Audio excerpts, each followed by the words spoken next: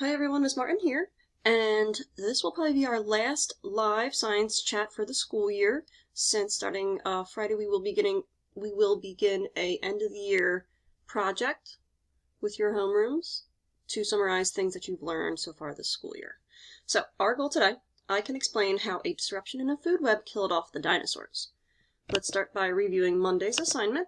So how could scientists figure out what dinosaurs eat by studying their fossils? A lot of you got this right.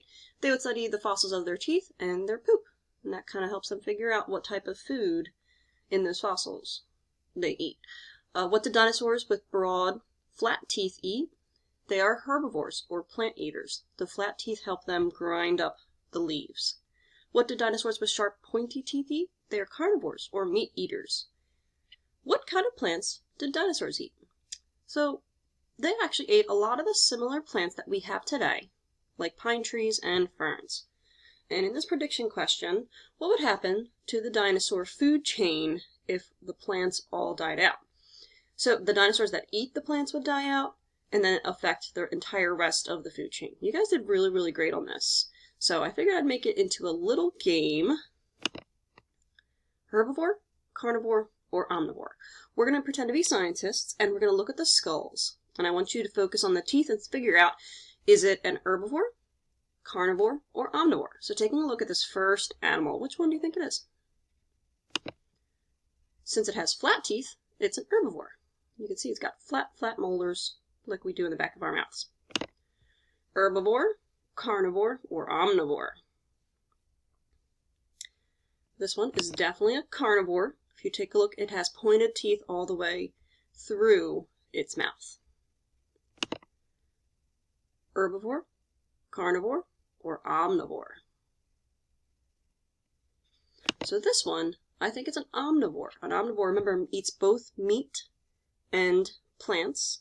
Most humans are omnivores if you eat burgers as well as salads. It's a mix of both flat teeth, so he's got flat grinding teeth here, but he also has some sharp teeth here. So that creature would be an omnivore. So with the dinosaur food web, here's a small sample one. We see the trees, the conifers, cicade, flowers, ferns. The smaller insects and mammals eat those, or the big herbivore dinosaurs like Triceratops. And then your T-Rex eats those bigger herbivores.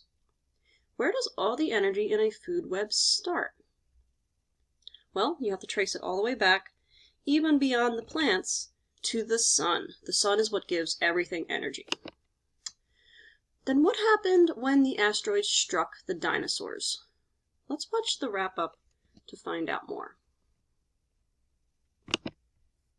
In the food web activity, you figured out how an asteroid impact could have caused the dinosaurs to go extinct. With the knowledge that dust from an asteroid impact blocks sunlight, you use the food web as a model to figure out what happens to an ecosystem when you block sunlight. You probably reasoned that lots of plants would die because they don't have enough sunlight energy to make their food. And after the plants die, that in turn would kill off a lot of herbivores who depend on the plants for food. Then most of the carnivores would die too, because there would be fewer herbivores to eat. So scientists think that an asteroid impact in one part of the Earth could have caused dinosaurs all over the Earth to go extinct, because its dust blocked out sunlight and caused a collapse in the dinosaurs' food web.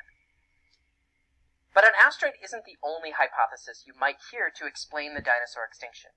For example, some scientists think dinosaurs might have started dying off even before the asteroid hit, because their food webs might have been disrupted by volcanic eruptions that were changing the Earth's climate at that time.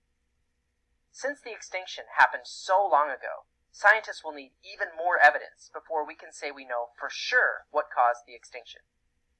What we do know is that most of the animals and plants on Earth, about 75% of them, went extinct at the end of the Cretaceous period, 65 million years ago. But that means that not all living things died. 25% of living things survived. Looking at the survivors, we can see some of the things they had in common that might have helped them survive. One thing you might have noticed is that most of the survivors were small, which meant they didn't need very much food to survive. they could live off of much less energy than, say, a T-Rex or a Triceratops. When food became scarce, it was good to be a small animal. We can also see that many of the survivors were omnivores, meaning they weren't picky eaters. These were animals that could get energy from eating a variety of plants and animals, including dead plants and animals, which would have been easy to find after the extinction event.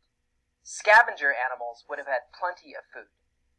Scientists who have studied the fossils of animals before and after the extinction think that very few pure carnivores and very few pure herbivores survived. Scientists have also hypothesized that animals that could hibernate or live underground for long periods of time would have been more likely to survive. By going underground, they would have been able to escape the fires and intense heat after the asteroid impact. And by hibernating, they also would have reduced the amount of energy that they needed to survive. Eventually, life did flourish again after the Cretaceous extinction event. When the asteroid dust settled, the sun shone again. Most of the living green plants had already died, but some plants had dropped seeds that survived or had roots that survived. When the sun shone again, it gave energy to those seeds and roots, and living plants once again flourished. Over a long time, new food chains developed, and food webs formed that no longer included the dinosaurs. However, at this point, I have to let you in on a secret. It's actually not the case that all of the dinosaurs went extinct. Scientists have figured out that there was one group of dinosaurs that did survive the extinction. It was a group of small dinosaurs, which had beaks and lots of feathers. This group of dinosaurs today, of course, just goes by the name of birds. But birds are so closely related to dinosaurs that scientists consider them a type of dinosaur. And when you look closely at a bird, it's really not all that surprising. Have fun and stay curious.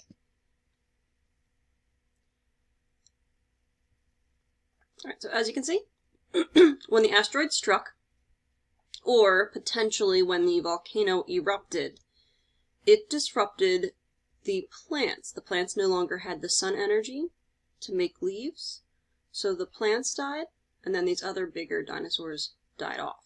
And then these smaller guys, these were the ones that survived. Your small mammals, insects, and the tiny dinosaurs that became, evolved into the birds that we see today. Make sure you answer all 3 questions about disruptions in a food web, and then hit the turn in button. And I hope you guys have a good rest of your day.